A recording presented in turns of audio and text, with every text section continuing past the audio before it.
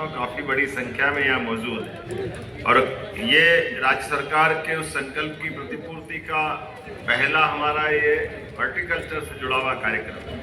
आमतौर पे गुलाब की प्रदर्शनी लगती थी यहाँ, लेकिन गुलाब तो फूलों का राजा है ही, लेकिन उसके पूरे परिवार को इकट्ठा करके सब प्रकार के पुष्पों का एक संसार कितना अद्भुत लग रहा है।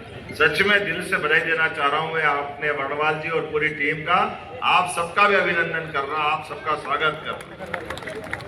कितने अलग अलग, कहां से, कोई गुना से, कोई दमोह से, टीकमगढ़ से, कोई धार से, देपालपुर, बेटमा, इंदौर, उज्जैन, हर एक जगह से अलग अलग प्रकार से हमारे राज्य ने खास करके पुष्प उत्पादन के लिए भी और पुष्प उत्पादन में भी किसानों ने अपनी आय को बढ़ाने के लिए ये जो व्यावसायिक प्रकार से खेती करने का तरीका चालू किया, वाकई इसी बात की आवश्यकता है। इस समय पुष्प उत्पादक, अपने उद्यानिकी, नर्सरी संचालक और खरीदार सबको एक मंच पे लाने का ये जो गुलदस्ता बना है, मैं विभाग को बधाई देना चाहूँगा, जोरदार अभिनंदन करके आप अपने लिए भी गौरवान्वित। 1, 2, 3 तीनों तरह के लोगों को संयोजित किया और कहाँ कहाँ मार्केट है। अभी मैं गुना के 20 एकड़ के, कहाँ है गुना वाले हैं अपने यहाँ पे, पीछे से उनके ध्यान में आया, उनने 20 एकड़ का अपना प्रोजेक्ट लगाया, 50 लाख का प्रोजेक्ट था, उसमें 28 लाख हमने उनको अनुदान दिया, 22 लाख रुपया उनकी लागत के अनुदान के बाद बची 50 लाख का प्रोजेक्ट था और उनका कहना 5 साल में एक, अभी 20-22 लाख का तो ठीक है, 4-5 साल में ये 3 गुना 4 गुना कमाई कर ली।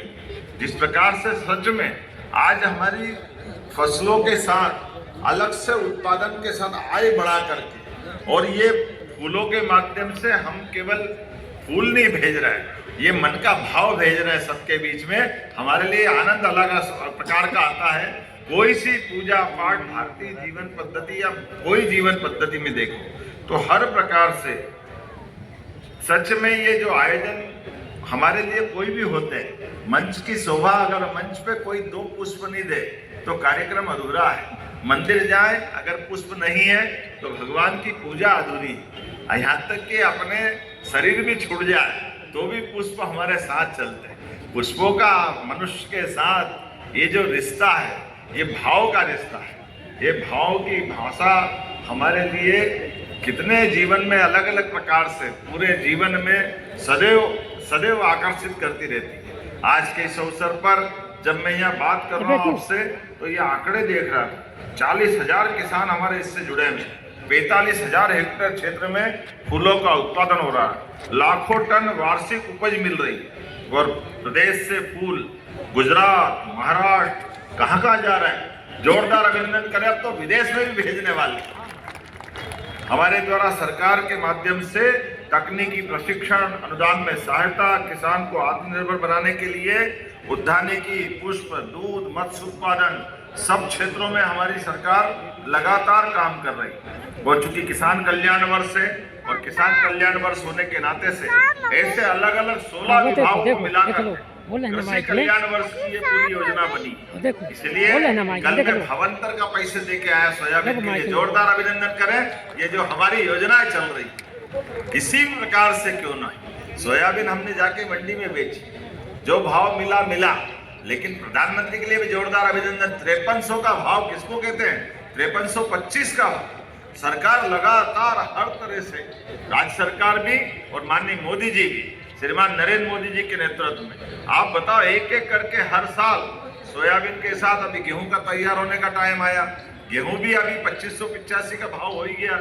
और हमने संकल्प पत्र में कहा था कि हाँ, 5 साल में सरकार के माध्यम से 2700 रुपये कुंटल तक गेहूं देंगे। आप बताओ, 2600 तो गए साल खरीदा कि नहीं खरीदा? तो अभी तो ये 26 ही चल रहा है, 27 और 28, हो सकता 28 तक तो 2700 से बाहर हम अपने रेट पर खरीदेंगे। जोरदार अभिनंदन करो ये किसानों की आय बढ़ाने के लिए। अब मैं अपने कांग्रेस के मित्रों से कहना चाहता हूं, आपके समय क्या हुआ? 55 साल तक कांग्रेस की सरकार रही, लेकिन 55 साल तक 1956 में गेहूं लगभग 90-95 रुपए कुंटल था। 2002-03 तक केवल 500 रुपए भाव बढ़ा। कैसी हालत हुई, केवल 500 रुपए। 500 रुपए, 450, 450 रुपए मिलता था 2002-03 तक गेहूं, और आज सरकार के माध्यम से बीते साल ही 2600 रुपए कुंटल। कहाँ 55 साल में 500 में 400 का योगदान उनका, और कहाँ 20 साल में 2002-03 से साध्वी उमा भारती, बाबूलाल गौर, शिवराज सिंह जी और हमारी सरकार के माध्यम से लगभग 2100 रुपए कुंटल का भाव बढ़ाया। जोरदार अभिनंदन करें। ये हमारे काम करने का तरीका। खाली जमा खर्च नहीं करते, झूठ नहीं बोलते, चाहे जो लपर लपर करते, पता नहीं कांग्रेस के लोगों को क्या हो जाता है, कैसी जीबान और कैसी बात करते। कहा वो एक किसान की बारिश के कारण से आत्महत्या कर ली। मेरे को टेंशन हुआ, फोन लगाया कलेक्टर से भी ये जानकारी निकालो। कलेक्टर गए, उन्हें बारिश ओले से उनकी आत्महत्या हो गई। मैं जाके मालूम पड़ा एक बूंद पानी भी नहीं गिरा। बर्फ तो गिरने का सवाल ही नहीं उठता। आप बताओ, जब पानी नहीं गिरा वहां फसल कहां से पानी से खराब हो जाएगी और ओले गिर जाएंगे। ये सिवाय झूठ बोलने के कुछ नहीं करते, और मार पीट करके हाय रे इस तरह के जो दुनिया चलाते हैं, जनता सब जानती है। इसलिए पूरे देश से धीरे धीरे करके कांग्रेस गायब हो रही, और ऐसी हालत रही तो वास्तव में कांग्रेस पार्टी के कार्यालय में ताला ही लगेगा। कोई उनको ढूंढने वाला नहीं मिलेगा, कोई पहचानने वाला नहीं मिलेगा। जन कल्याणकारी योजनाओं को लेके चलने के लिए हाँ विरोध करो, सकारात्मक विरोध करो, सही बात करो। कोई हमारी कमजोरी हो तो बताओ। हम तो लोकतंत्र में सबका स्वागत करते हैं। और जब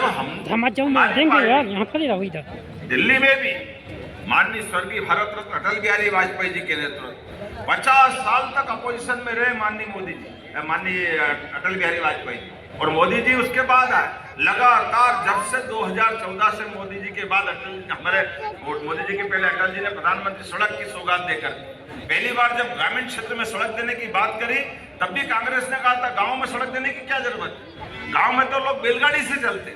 आप बताओ कौन बैलगाड़ी से चलता है, और बैलगाड़ी से चलता तो देश का ये वर्तमान में गांव आधारित पूरा अर्थतंत्र है, कृषि तंत्र है। ये हमारे राज्य की देश की प्रगति कैसे होती। जोरदार अभिनंदन माननीय स्वर्गीय अटल बिहारी वाजपेयी जी के लेकर, और माननीय मोदी जी के लिए तो और जोर से ताली बजाओ। उनके अपने काम के आधार पर उन्होंने किसी भी देश के आगे यहाँ के किसानों के कल्याण में कोई कॉम्प्रोमाइज नहीं किया। उन्होंने कहा हमारे किसानों की आय, उनकी फसल का उत्पादन, उनकी अपनी स्वाधीनता और देश की अर्थव्यवस्था, इस मामले में कोई बड़े से बड़ा देश भी हो, उनने कोई समझौता नहीं किया और डट करके मुकाबला किया कि हमारे राज्य के और देश के किसानों के लिए, उनके कृषि उत्पादन के सभी प्रकार की फसलों के लिए कोई किसी प्रकार का आयात नहीं कराएंगे। हाँ, हमारे यहाँ की फसलों का निर्यात होना चाहिए, हमारे किसानों के आय को लेकर कोई कठिनाई नहीं होना चाहिए। मैं आज के इस अवसर पर जब ये पुष्पों की प्रदर्शनी की तरफ बात करके देखता हूँ, सच में कितने प्रकार के अलग अलग प्रकार से पुष्प यहाँ कोई अपने अलग अलग प्रकार की प्रदर्शनी में आए हैं। ऐसे में हमारे यहाँ पुष्प खेती की बढ़ती संभावना है। मुझे मालूम है मध्य प्रदेश देश